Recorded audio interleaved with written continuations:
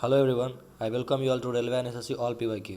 तो दोस्तों, इस वीडियो में हम लोग बात करने वाले हैं एसएससी के कुछ महत्वपूर्ण क्वेश्चंस के बारे में जो कि एसएससी के प्रीवियस ईयर्स में आ चुके हैं। तो चलिए आज का वीडियो शुरू करते हैं।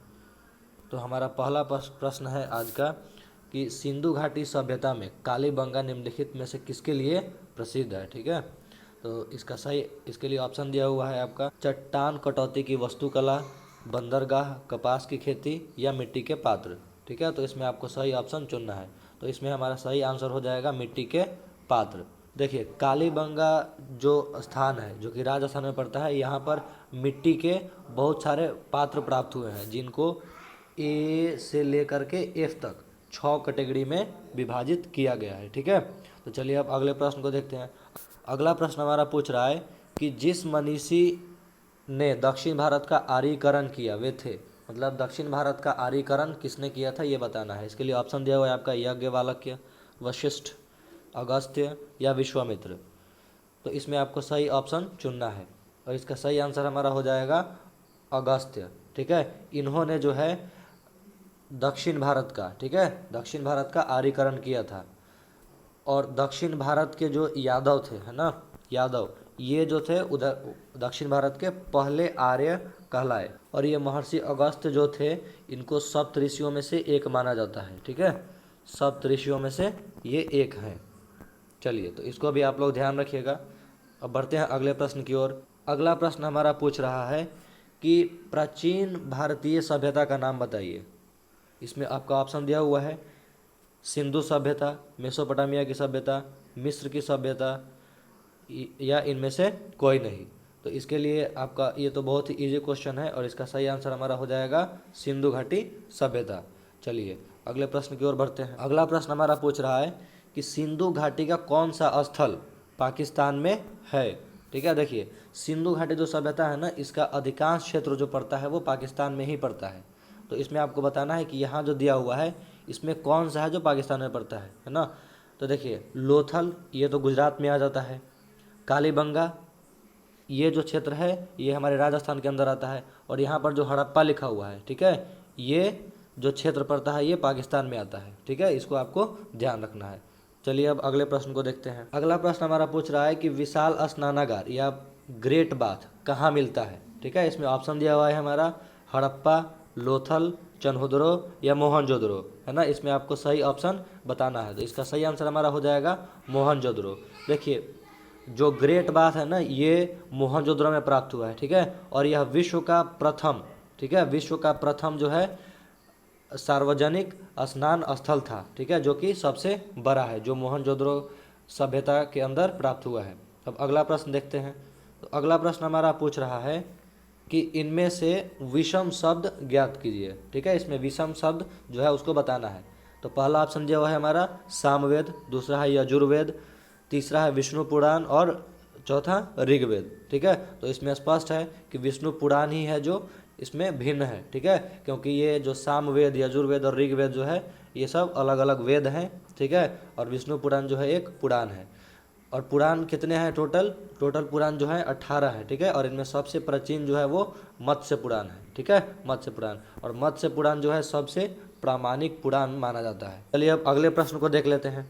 इसमें आपसे पूछा जा रहा है कि सिंधु घाटी सभ्यता के लोग किसकी पूजा करते थे। ठीक है, इसमें ऑप्शन दिया हुआ है विष्णु की, पशुपति की, इंद्र की या ब्रह्मा की। ठीक है, तो इसमें आपको सही आंसर बताना है। तो इसमें सही आंसर हमारा हो जाएगा पशुपति की। ठीक है, देखिए, सिंधु घाटी सभ्यता के कुछ सिक्के प्राप्त हुए हैं। ठीक है, सिक्के जो कि उस समय प्रचलित हुआ करते थे, और उस पर जो है पशुपति की मुद्रा जो है अंकित है। ठीक है, और पशुपति भगवान महादेव जो हैं वो बैठे हुए होते हैं ध्यान योग मुद्रा में। ठीक है, ध्यान योग मुद्रा में। चलिए, तो इसको आपको ध्यान रखना है। अब अगले प्रश्न को देख लेते हैं। इसमें आपसे पूछा जा रहा है कि उपनिषद क्या है। ठीक है, उपनिषद क्या है। इसमें हमारा ऑप्शन दिया हुआ है महाकाव्य, कथा संग्रह, हिंदू दर्शन के स्रोत या कानून की किताबें। ठीक है, तो इसमें हमारा सही आंसर हो जाएगा हिंदू दर्शन के स्रोत। ठीक है, तो उपनिषद क्या है, हिंदू दर्शन के स्रोत हैं। चलिए अब अगले प्रश्न को देखते हैं। अगला प्रश्न हमारा पूछ रहा है कि निम्नलिखित का मेल कीजिए। ठीक है, ये आपको मिलान करने के लिए कहा जा रहा है। तो देखिए इसमें पहला जो है मोहनजोदड़ो, ये किससे मेल खा सकता है? यहाँ पर हमें प्राप्त हुआ था ग्रेट बाथ, ठीक है, जो कि हमने पिछले वाले प्रश्न में देखा। फिर यहाँ है दूसरा ऑप्शन हमारा हड़प्पा। ठीक है, देखिए यहाँ हड़प्पा जो दिया हुआ है इसके लिए इसमें कोई भी ऑप्शन जो है मैच नहीं कर रहा है। ठीक है, तो यहाँ हड़प्पा जो है ये गलत है। अब यहाँ देख लेते हैं कालीबंगन। ठीक है, कालीबंगा क्या है? कालीबंगा से जो है हमें हल के चिन्ह प्राप्त हुए हैं। ठीक है, कालीबंगा जो कि राजस्थान में एक क्षेत्र है। ठीक है, उसमें जो है जूते हुए खेत के चिन्ह जो है प्राप्त हुए हैं। ठीक है, और अगला है लोथल। लोथल क्या है? यह गुजरात में स्थित है और यह एक पत्तन है। ठीक है, जिसको सी पोर्ट कहा जाता है। ठीक है, डॉकयार्ड। चलिए अगले प्रश्न को देखते हैं। अगला प्रश्न हमारा पूछ रहा है कि निम्नलिखित में से किस वेद में जादू, चमत्कार तथा मंत्र दिए गए हैं? ठीक है, इसमें हमारा ऑप्शन दिया हुआ है ऋग्वेद, सामवेद, यजुर्वेद, अथर्ववेद। ठीक है, तो ये आपको बताना है। इसमें सही आंसर हमारा क्या हो जाएगा? इसमें सही आंसर हमारा हो जाएगा अथर्ववेद। ठीक है, अथर्ववेद में जो है जादू टोना आदि तंत्र मंत्र की विद्या के बारे में वर्णन किया गया है। ठीक है, इसमें सबसे प्राचीन वेद जो है ऋग्वेद है और जो लास्ट वाला वेद लिखा गया था वो था अथर्ववेद। ठीक है, तो इसको आपको ध्यान रखना है। चलिए अब अगले प्रश्न को देख लेते हैं। अगला प्रश्न हमारा पूछ रहा है कि कौन सा वेद धार्मिक अनुष्ठानों से संबंध रखता है? ठीक है, किस वेद में धार्मिक अनुष्ठानों का वर्णन किया गया है ये आपको बताना है। तो पहला है ऋग्वेद, दूसरा यजुर्वेद, तीसरा है सामवेद, चौथा है अथर्ववेद। ठीक है, तो इसमें आपको जो सही आंसर है उसको बताना है। तो इसमें क्या हो जाएगा? सही आंसर हमारा जो है ये हो जाएगा यजुर्वेद। यजुर्वेद जो है इसमें विभिन्न प्रकार के यज्ञ आदि पूजन विधि का वर्णन किया गया है। ठीक है, तो इसको आपको ध्यान रखना है। चलिए अब अगला प्रश्न हमारा पूछ रहा है कि सिंधु घाटी सभ्यता में धौलावीरा, ठीक है, धौलावीरा निम्नलिखित में से किसके लिए प्रसिद्ध है?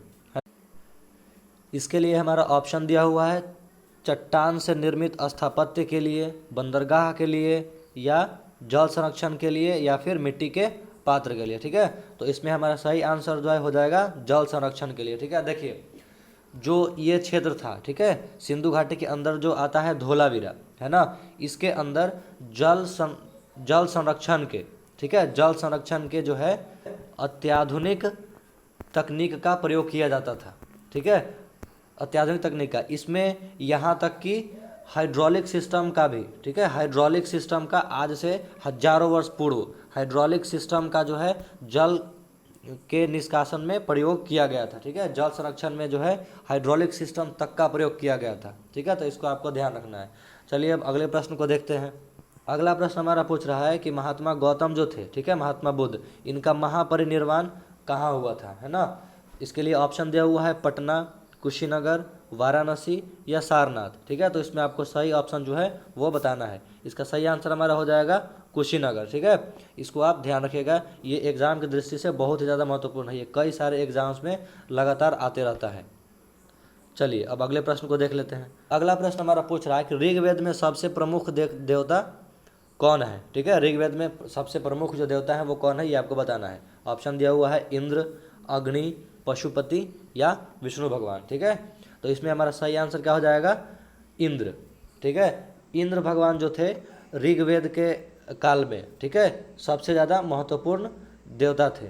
ठीक है, इनको बादल, तूफान आदि का देवता भी कहा जाता है। ठीक है, बादल, तूफान आदि का देवता भी इनको कहा जाता था। ठीक है, और इनके लिए ऋग्वेद में ही, केवल ऋग्वेद में ही 289 भजन, ठीक है, भजन जो है 289 केवल ऋग्वेद में ही केवल इंद्र देवता के लिए ही समर्पित किया गया है।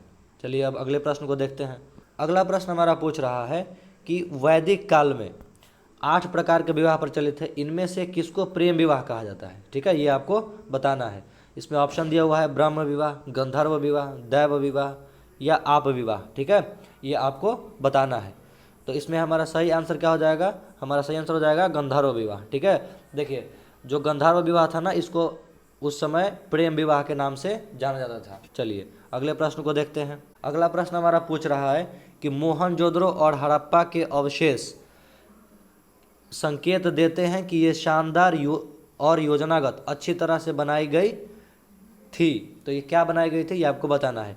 क्या ये कृषि नगरें थी, धार्मिक नगरें थी, व्यापारिक नगरें थी या तटीय नगरें थी? ठीक है, ये आपको बताना है। तो इसका हमारा सही आंसर हो जाएगा व्यापारिक नगरें। ठीक है, उस समय पर हड़प्पा और मोहनजोदड़ो के जो क्षेत्र थे, ठीक है, जो सभ्यता थी, जो नगर थे, उसको डिजाइन ही इस प्रकार किया गया था कि ये जो है एक व्यापारिक नगर हो। ठीक है, तो इसको आपका ध्यान रखिएगा। चलिए अगले प्रश्न की ओर आगे बढ़ते हैं।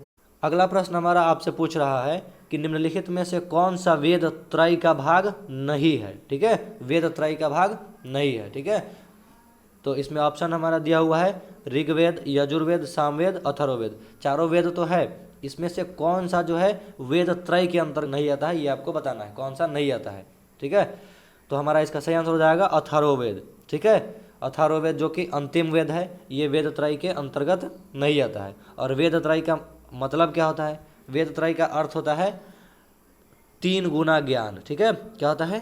3 गुना ज्ञान। ठीक है, तो इसको भी आप लोग ध्यान रखिएगा। चलिए अब अगले प्रश्न को देखते हैं। अगला प्रश्न हमारा पूछ रहा है कि किस नदी के निकट ऋग्वेद सभ्यताएं सबसे अधिक स्थित थी? ठीक है, देखिए इसमें आपका ऑप्शन दिया हुआ है नर्मदा, सरस्वती, गंगा या गोदावरी। ठीक है, इसमें आपको सही ऑप्शन बताना है। तो देखिए ऋग्वेद के अनुसार सबसे पवित्र नदी सरस्वती थी। ठीक है, और इन्हीं के निकट जो है ऋग्वैदिक सभ्यता सबसे अधिक विकसित हुई थी। ठीक है, इसको आपको ध्यान रखना है। चलिए अब अगले प्रश्न को देखते हैं। अगला प्रश्न हमारा पूछ रहा है कि हड़प्पाई स्थल मांडा किस नदी के किनारे स्थित है? ठीक है, तो ये आपको बताना है। मांडा जो है, जो कि हड़प्पा सभ्यता का ही एक स्थल है, यह किस नदी के किनारे स्थित है? इसके लिए ऑप्शन दिया हुआ है आपका चेनाब, सतलज, रावी, सिंधु। ठीक है, इसमें से आपको सही ऑप्शन जो है वो बताना है। इसका हमारा सही आंसर हो जाएगा चेनाब। ठीक है, देखिए मांडा जो क्षेत्र है यह हिमालय का जो एक रेंज है, ठीक है, जिसको कहा जाता है पीर पांचाल। ठीक है, पीर पांचाल जो है इसके नीचे मांडा शहर स्थित है। ठीक है, और चेनाब नदी के दाहिने ओर। ठीक है, चेनाब नदी के दाहिने ओर। ठीक है, दाहिने तट पर। चलिए अगले प्रश्न को देखते हैं। अगला प्रश्न हमारा पूछ रहा है कि ऋग्वेद का कौन सा मंडल पूर्णतः सोम को समर्पित है? ठीक है, ऋग्वेद में आपको पता होगा कि 10 मंडल होते हैं। ठीक है, तो इन 10 में से कौन सा एक मंडल है जो कि सोम अर्थात चंद्रमा को समर्पित है? ठीक है, चलिए तो इसमें आपका ऑप्शन दिया हुआ है 7वां मंडल, 8वां मंडल, 9वां मंडल या 10वां मंडल। ठीक है, तो इसमें आपको सही ऑप्शन जो है वो बताना है। तो हमारा सही आंसर क्या हो जाएगा इसका? 9वां मंडल। ठीक है, तो आपको याद रखना है कि 9वां मंडल सोम या अर्थात चंद्रदेव को समर्पित है। तो अगला प्रश्न हमारा पूछ रहा है कि निम्नलिखित में से किस हड़प्पा केंद्र के बारे में माना जाता है कि मेसोपोटामिया के साथ इसका सीधा समुद्र व्यापार था, है ना? और इसके लिए आपका ऑप्शन दिया हुआ है धोलावीरा, लोथल, कोट दीजी या रोपड़। ठीक है, तो इसमें आपको सही ऑप्शन बताना है। तो इसका सही आंसर हमारा हो जाएगा लोथल। ठीक है, लोथल जो है ये आपको पता होगा कि यह एक बंदरगाह है। ठीक है, ये एक पत्तन था। ठीक है, पत्तन जो कि समुद्र के तट के निकट स्थित होता है और वहाँ से जो है समुद्री व्यापार होते हैं। तो इस जो पत्तन है ना, ये लोथल, यहाँ से मेसोपोटामिया को व्यापार होता था। ठीक है, सिंधु घाटी सभ्यता के साथ जो है मेसोपोटामिया की सभ्यता के साथ व्यापार किया जाता था। तो ये आप ध्यान रखिएगा। चलिए अब अगले प्रश्न को देखते हैं। अगला प्रश्न हमारा पूछ रहा है कि निम्नलिखित में से किस हड़प्पाकालीन स्थल से हल्का टेराकोटा प्राप्त किया गया है? ठीक है, मतलब इसमें से कोई एक क्षेत्र है, ठीक है, कोई एक जगह है जहाँ पर हल की जो जुताई के प्रमाण प्राप्त हुए हैं, तो वो आपको बताना है कि वह कौन सा स्थान है। ठीक है, तो इसका हमारा सही आंसर हो जाएगा बनवाली। ठीक है, और यहाँ पर जो है हल के जुताई के प्रमाण मिले हैं। ठीक है, और यह जो है हरियाणा के फतेहाबाद में स्थित है। ठीक है, हरियाणा के फतेहाबाद में। ठीक है, तो ये आप ध्यान रखिएगा। चलिए अगला प्रश्न हमारा पूछ रहा है कि हड़प्पा किस नदी के किनारे स्थित है? ठीक है, हड़प्पा जो है किस नदी के किनारे स्थित है ये आपको बताना है। इसके लिए हमारा ऑप्शन दिया हुआ है गंगा, रावी, यमुना या सिंधु। ठीक है, तो हड़प्पा जो है किस नदी के किनारे स्थित है? हमारा सही आंसर हो जाएगा रावी। ठीक है, रावी नदी, इसके जो है दाहिने तट पर हड़प्पा स्थित है। ठीक है, अगला प्रश्न हमारा पूछ रहा है कि सिंधु घाटी सभ्यता में लोथल जो है निम्नलिखित में से किसके लिए प्रसिद्ध था। ठीक है, आपको बताना है कि चट्टान के निर्मित स्थापत्य के लिए, बंदरगाह के लिए, कपास की खेती के लिए या मिट्टी के पात्र के लिए। ठीक है, तो इसमें हमारा सही आंसर क्या हो जाएगा, इसका सही आंसर हमारा हो जाएगा बंदरगाह। ठीक है, लोथल जो था ये क्या था, एक बंदरगाह था। ठीक है, जो कि गुजरात में भोगवा नदी के तट पर स्थित है। ठीक है, और इसका सीधा व्यापार मेसोपोटामिया की सभ्यता के साथ भी हुआ करता था। ठीक है, तो इसको आपको ध्यान रखना है। अब देख लेते हैं हमारा अगला प्रश्न। तो अगला प्रश्न हमारा पूछ रहा है कि कांसे की नर्तकी की मूर्ति निम्नलिखित में से किस सभ्यता से प्राप्त की गई है। ठीक है, तो इसके लिए हमारा ऑप्शन दिया हुआ है मेसोपोटामिया की सभ्यता, ठीक है, या सिंधु घाटी की सभ्यता, फारस की सभ्यता या मिस्र की सभ्यता। ठीक है, तो इसका हमारा सही आंसर क्या हो जाएगा, इसका हमारा सही आंसर हो जाएगा सिंधु घाटी की सभ्यता। ठीक है, यहाँ पर जो है एक लगभग 10.5 इंच लंबी, ठीक है, एक नर्तकी की मूर्ति प्राप्त हुई थी। तो ये था हमारा आज का अंतिम प्रश्न। ठीक है, तो आप लोग बताइएगा कमेंट सेक्शन में कि आपका 25 में कितना स्कोर रहा। ठीक है, और अगर आपको यह वीडियो पसंद आ रहा है तो इसको आप लाइक कर दीजिएगा। ठीक है, और ऐसे ही वीडियोज़ आपको मिलते रहे इसके लिए आप चैनल को सब्सक्राइब भी कर सकते हैं। अब मिलते हैं अगले वीडियो में, तब तक